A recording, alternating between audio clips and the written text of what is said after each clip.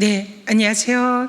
더불어민주당 3대 특검 종합대응특위 총괄위원장 전현희 수석 최고위원입니다. 어제 한덕수 전 국무총리에 대한 사법부의 구속영장 기각 결정이 있었습니다. 사실상 내란에 대해서 중대 혐의자에 해당되는 그런 역할을 한 한덕수 전 총리에 대한 구속영장 기각 결정에 대해서 매우 깊은 우려를 표명합니다. 한덕수 전 총리는 범죄 혐의도 심각할 뿐만 아니라 또한 사실상의 증거인멸 가능성도 있는 매우 심각한 그런 상황입니다. 자신의 범죄 혐의를 적극 부인을 하면 흔히 법조계에서는 증거인멸 우려가 있다고 합니다. 그럼에도 불구하고 한덕수 전 총리에 대한 납득할 수 없는 법원의 영장에 대해서 저희 3대 특검 법원의 영장 기각 결정에 대해서 저희 3대 특검 특위에서는 오늘 기자회견을 통해서 규탄하는 성명을 발표하고자 합니다. 아울러 어제 내란 특검에서는 안규백 국방부 장관에 대해서 내란에 대한 철저한 진상규명과 또 사후 대책을 촉구하는 방문을 가졌습니다. 거기에 대해서도 오늘 기자회견에서 저희들의 입장을 밝히고자 합니다. 우리 언론인 여러분들의 많은 관심과 보도 부탁드립니다. 감사합니다. 네, 기자회견문 낭독을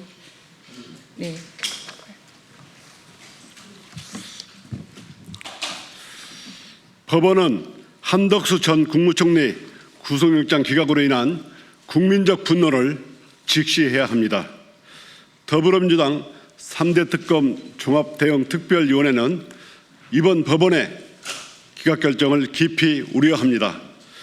대통령이 친일 쿠데타라는 헌정 파괴 행위 앞에서 국무총리라는 국정 제2인자가 헌법을 지키기는커녕 내란의 정당성을 부여하려 했다는 혐의는 결코 가볍지가 않습니다.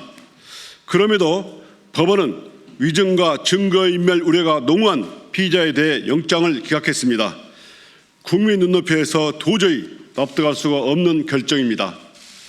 법원은 이번 기각으로 내란 세력에게 아주 잘못된 신호를 보내주었습니다. 허위 개헌 문건 폐기라는 노골적 증거인멸 의혹마저 외면한 것은 사법 정의를 후퇴시키고 사법 신뢰를 근본적으로 흔드는 위험한 선택입니다. 국민들은 이미 윤석열 전 대통령 구속 취소라는 석연치 않은 판결을 지켜봤습니다. 이번 기각은 법원의 공정성, 절차적 정의에 대한 국민의 불신을 더욱 키웠습니다.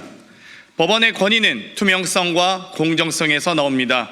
이를 스스로 무너뜨린다면 남는 것은 불신과 분노뿐입니다. 우리 위원회는 특검이 이번 결정에 주저하지 말고 보강 수사 후 영장을 반드시 재청구하여 내란 공범 세력의 범죄를 끝까지 규명할 것을 강력히 촉구합니다. 이미 국민들 사이에서는 내란 특별재판부 도입 요구까지 나오고 있습니다. 법원은 민심의 경고를 결코 가볍게 여겨서는 안 됩니다. 더불어민주당 3대 특검 종합대응특위에서는 내란 세력에 대한 완전한 단죄가 이루어질 때까지 국회 차원의 모든 역량을 총동원하여 특검을 뒷받침하겠습니다. 2025년 8월 28일 더불어민주당 3대 특검 종합대응특별위원회 일동. 네, 내란 특검 종합대책위원회 위원장 김병주입니다. 어제 저희 위원회에서 국방부를 방문했습니다. 안규백 국방장관을 면담을 하고 여러 가지를 확인을 하고 요구를 했습니다. 현재 국방부에서는 자체 조사를 하고 있습니다. 내란에 대한 진상을 밝히기 위한 자체 조사를 하고 있는데 그 현황에 대해서 보고를 받았고 그리고 저희들이 거기 여러 가지를 요구를 했습니다. 내란 특검이라든가 내란과 관련해서는 현재 수사가 이루어지긴 하지만은 빙산의 일각입니다. 실제 출동한 부대 12.3 내란 당시에 국회라든가 성관이라든가 출동한 부대와 외환죄에만 집중돼서 수사를 하고 있습니다. 그러다 보니까 빙산의 일각으로 수사가 이루어지고 있어서 국방부에서 광범위하게 조사를 하고 관련 내용에 대해서 징계할 사유는 징계하고 특검으로 고발할 사항은 자료를 넘겨서 고발 조치를 해서 특검에서 하도록 업무도 요구를 했습니다. 관련해서 기자회견문을 낭독하도록 하겠습니다.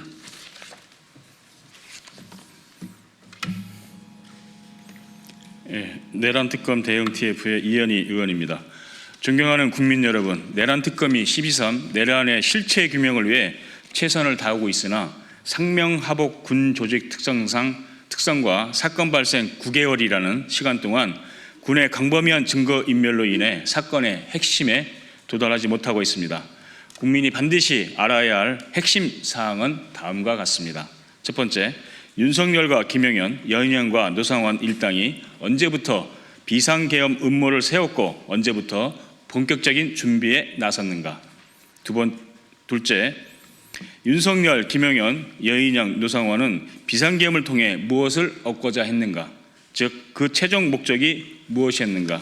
국회 파괴와 영구 집권으로 국헌을 유린하고 어떠한 정치 구조를 새로 세우려 했는가. 대한민국 정치 질서에서 자유롭고 민주적인 선거 제도를 무너뜨리고 그 대신 도입하려 했던 전두환식 비상 입법기구의 역할과 구성은 무엇이었는가. 셋째, 윤석열, 김영현, 노상원이 더불어민주당 대표와 핵심 지도부, 국회의원은 물론 법원과 종교계 비판적 인사들과 언론 및 민주당 정부에서 일했던 공직자들을 제거하려 했던 계획과 실행 방식은 무엇이었는가. 넷째, 합동참모본부와 그 책임자인 합참의장은 윤석열과 김영현으로부터 어떠한 임무를 부여받았는가. 어떠한 북한의 도발 징후도 없는 상태에서 계엄령이 선포되자마자 합참본부로 복귀하는 도중에 경계태세 2급을 발령한 근거와 내란의 연관성은 무엇인가.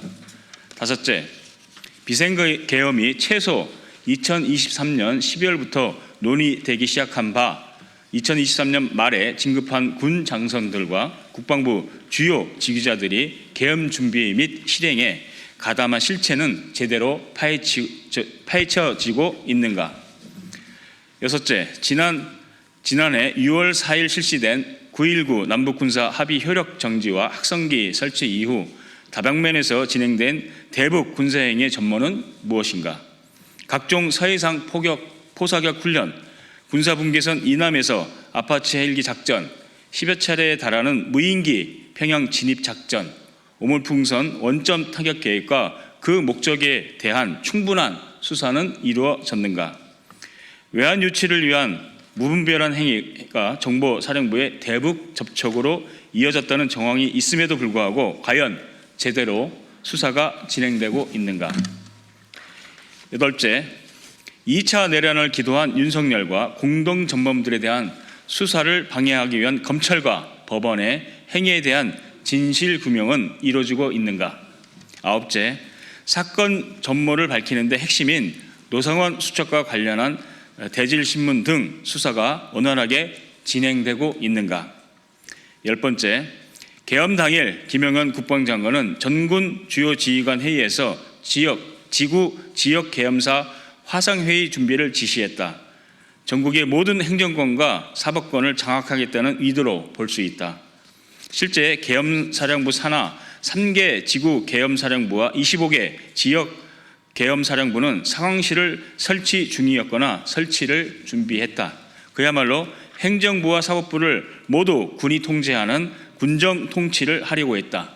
이 과정에서 적극적으로 동조한 지자체도 있다. 반드시 특검 수사가 필요한 부분이다. 국방부는 이를 심각하게 인지하고 속도를 내야 한다. 이상의 문제점들에도 불구하고 국민들은 진상규명이 명쾌하게 이루어지고 있다고 느끼지 않습니다. 그 이유는 무엇이겠습니까? 대통령과 총리, 장관들과 국군 최고 지휘부가 직접 지시하고 자행한 비상계엄이기 때문입니다.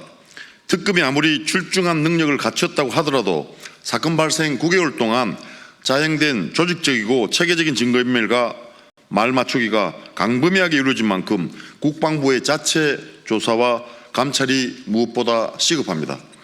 더불어민주당 내란 특검 대응 특별위원회는 어제 2025년 8월 26일 오후 4시 30분부터 약 1시간 동안 안규백 국방부 장관을 면담하여 국방부가 앞장서 진상규명에 철저히 임해줄 것을 요청하였습니다.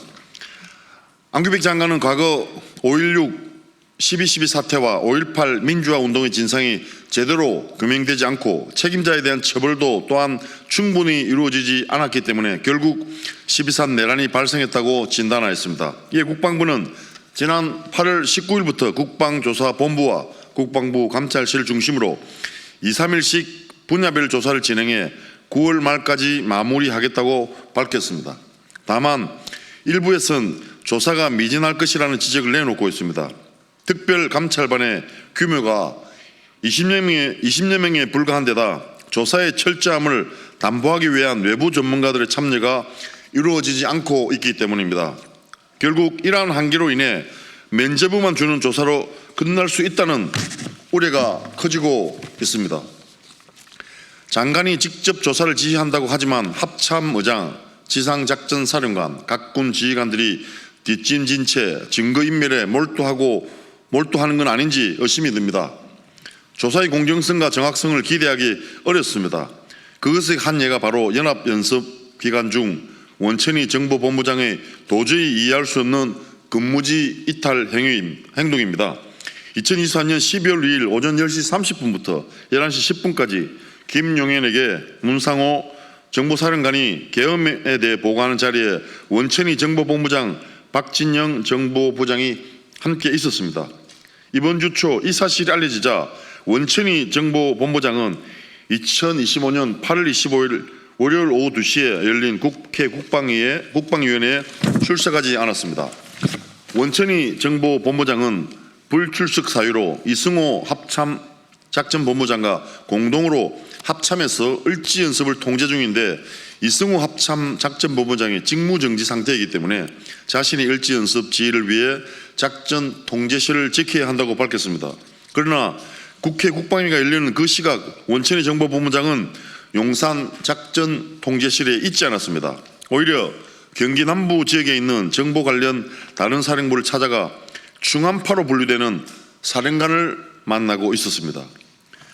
국방장관이 2시부터 거의 하루 종일 국회 국방위에 참석하고 있다는 사실을 알면서도 근무지를 이탈하여 증거인멸을 위한 말맞추기를 하고 있었다고 의심을 지울 수 없는 상황입니다. 이 단 하나의 사례만 보더라도 알 수 있습니다. 국방장관 한 사람이 아무리 좋은 의도와 의지를 갖고 감찰 조사를 한다고 해도 과연 좋은 성과를 낼 수 있을지 쉽게 확신하기 어렵습니다. 남원장수 임시순창 국회의원 박기성입니다. 이에 국방부에 요구합니다. 조사가 충실히 이루어질 수 있도록 국방조사본부와 군검찰단 그리고 방첩사 일부와 국방부 감사관실로 구성된 합동조사팀을 현재 20명에서 50여 명 이상으로 대폭 늘려주십시오. 합참의장, 지상작전사령관, 국방정보본부장과 문제의 충한파 사령관에 대한 응분의 책임이 있는 인사조치를 취해 주십시오. 국방혁신을 조기 달성하고 국민의 군대 재건을 위해 신뢰받는 예비역 장성들이 특별 감찰 활동에 참여할 수 있도록 해주십시오. 상부 지시에 의해 부득이 임무를 수행한 주요 지휘자들과 영관급 장교들에게 과거를 바로잡을 기회를 부여하고 내란 제보와 수습에 참여할 기회를 보장하며 어떠한 불이익도 없을 것이라는 점을 분명히 해 주십시오. 안규백 국방장관이 이상의 요구에 대해 안보관계장관 회의를 통해 결정하고 이행할 것을 촉구합니다. 2025년 8월 28일 더불어민주당 내란특검 대응 특별위원회 위원 일동.